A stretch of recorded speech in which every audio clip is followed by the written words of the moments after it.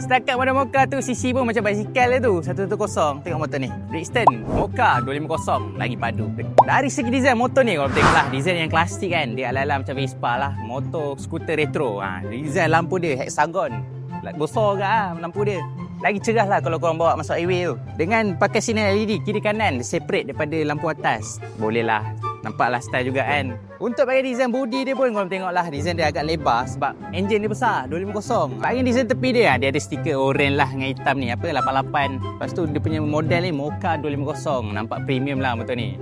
Motor ni pun dilengkapi dengan ABS 2 channel dan TCS. Gempak jugalah walaupun harga dia bajet-bajet dia. Untuk enjin dia didatangkan dengan 244cc, single cylinder, single vacuum dan menghasilkan 24.5 horsepower dan 24 Nm of torque.